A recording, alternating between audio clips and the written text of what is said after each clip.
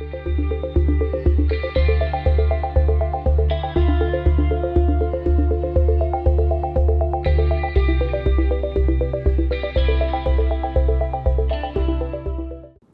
this is Zach from Warner Wound, and today I'll be taking a look at the Brauge Superfecta Ascot.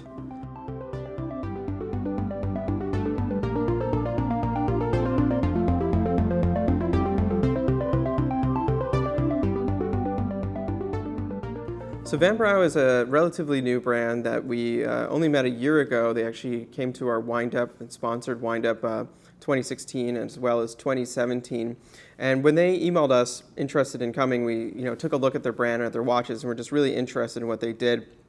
They had a unique aesthetic, clearly a good eye for finishing, kind of technical details that go into watches, and they had some really interesting features that were just kind of surprising to find in a brand that we hadn't seen before. So that kind of relates to what's going on inside, really high movement decoration, use of a MBR rubber ring that's actually suspending the movement in the case, so you get shock absorption, as well as the use of a mu metal ring, which adds like a Faraday cage effect. So things that are just not commonly found in like I said, in a watch brand that just kind of popped up. So really good eye behind it. The founder of the brand, Max van Brauge, is an engineer, watch engineer with a lot of experience, and you can just see that in the watches.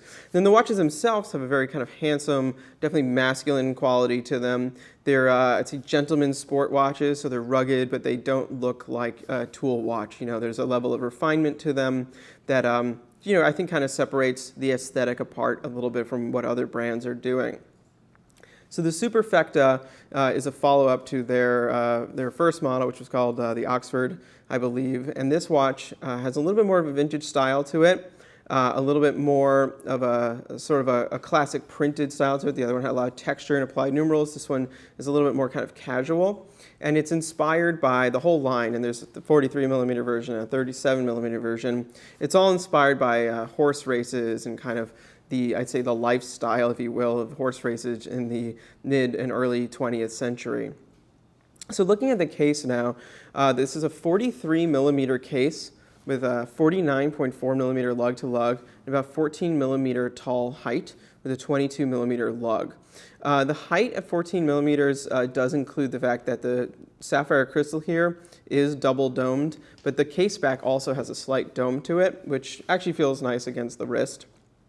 It doesn't feel as tall, though, as that sounds, and that's partially because of the lug design. But also at 43mm, which is just to be blunt, a diameter that I typically shy away from, especially on a non-bezeled watch. I think this wears very nicely, and that is partially because the lug to lug isn't too long at 49.4. That's very reasonable for a 43mm watch. But it's also just the design and how it's executed. It has a very nice compactness to it. The sides of the case are rounded, so you don't get that slabby effect, and that pulls everything in a bit. And then the fact that the way the lugs kind of come off the case, so it's a really interesting detail here. Rather than kind of coming out low, the lugs connect high on the case, which makes it all wear a little bit lower.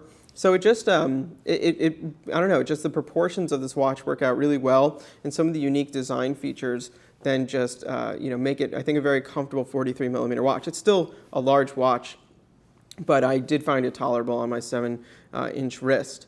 And then still while on the case, the Superfecta features all brushed case with some highlights in polished steel. And I think the finishing here is really top-notch. So you have really beautiful horizontal brushing along the edge. That includes where it hits the kind of kink that comes into the lugs, which can often be a trouble spot for brushing. It's brushed and very nice between the lugs, which is an often forgotten spot on watches.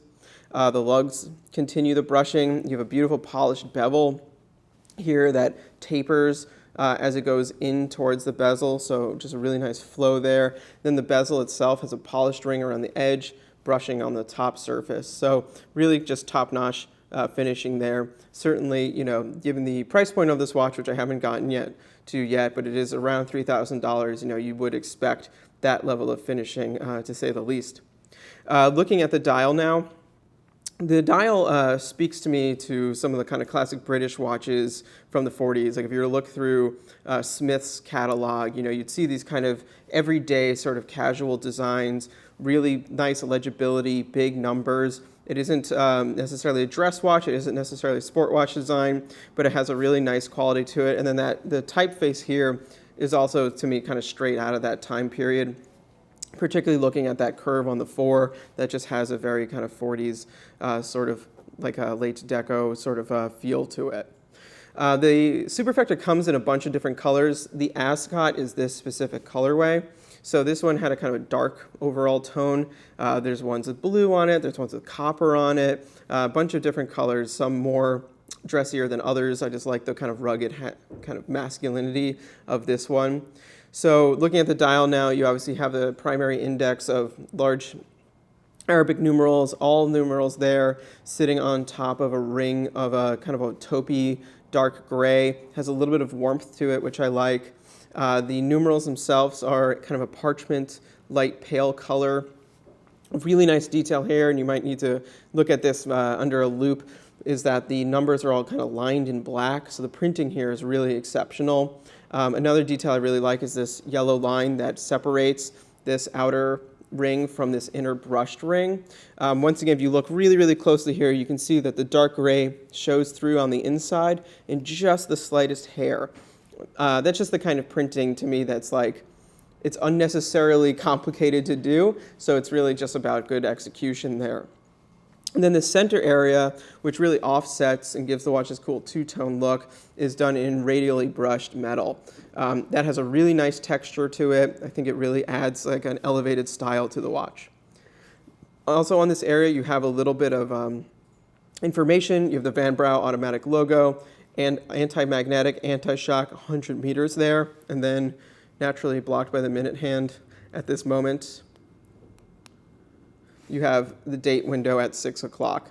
I definitely think the date window at 6 o'clock is the right location for this watch. Keeps everything symmetrical, lines up very nicely with just the various elements that you have here.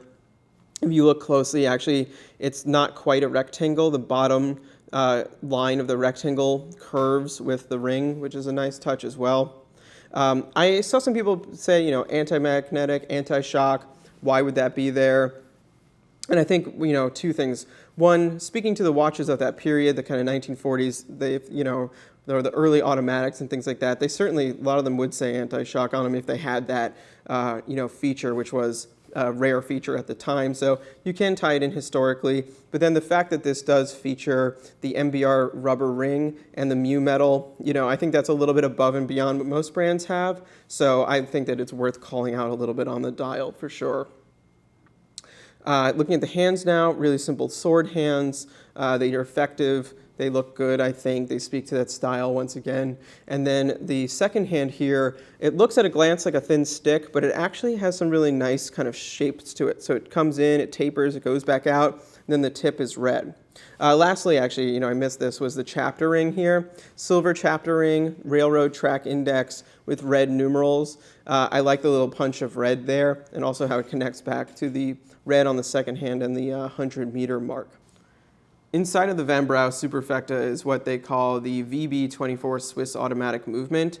So that is kind of their own naming on top of what is an existing Swiss movement. From photos online, it appears to be a 2824 or an equivalent, so maybe Solida. It is 26 joule, has an Anacron balance spring, Niviflex mainspring. It's 28,800 beats per hour, 38-hour power reserve. So what you would find in probably like the Elaboré grade 2824s with a custom rotor. I'm not 100% sure why brands choose to rename things, but it is something that a practice we've seen before.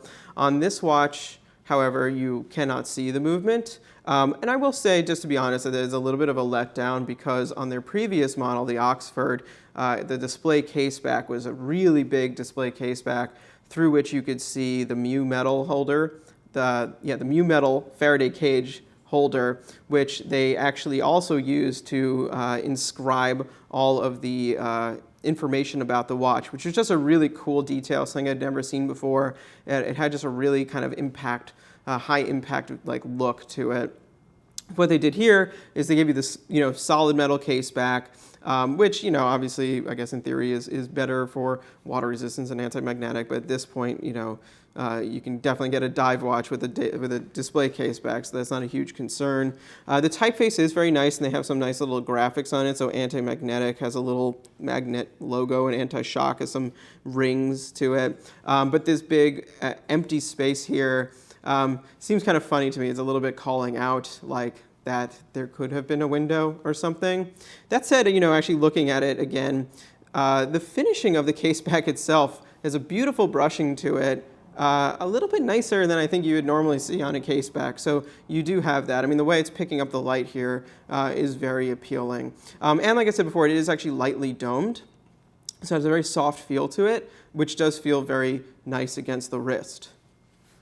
Also, while off, I want to talk about this strap a little bit. So the watch actually comes with two straps.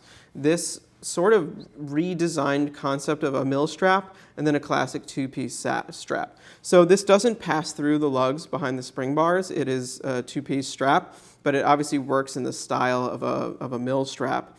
But it's a weird kind of hybrid design. So it tapers a little bit. It has curved end links, has like hand stitched knots with also, full rows of stitching. It has kind of, this type of ring oval hardware, but then also a buckle that is one of the most kind of overdone buckles I've ever seen in my life, and in a kind of cool way. I mean, this buckle could be, used as a defensive weapon if needed, and just has beautiful finishing on it. It's brushed. It has polished bevels on it. So, it's neat.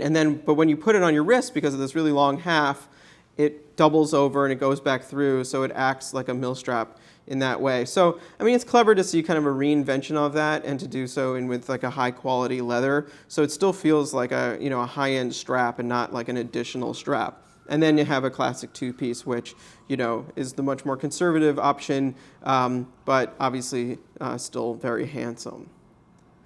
So the Van Brauge Superfecta 43 millimeter comes in at $2,950, which is by no means inexpensive, but this is, a kind of a luxury watch in a true sense. There's a really high level of fit and finish to it. There is this interesting thing going on with the mu metal, with the MBR suspension ring, which I might not have described really perfectly. So basically the movement's mounted in a Faraday cage, and that Faraday cage is then mounted in a ring. So the movement itself is sort of suspended within the watch. So that's a very uncommon way of doing things, and certainly one that adds, to the anti-shock properties and eventually, the long-term durability of the watch. About $3,000, certainly not inexpensive, but I think you're definitely getting a really nice package for it.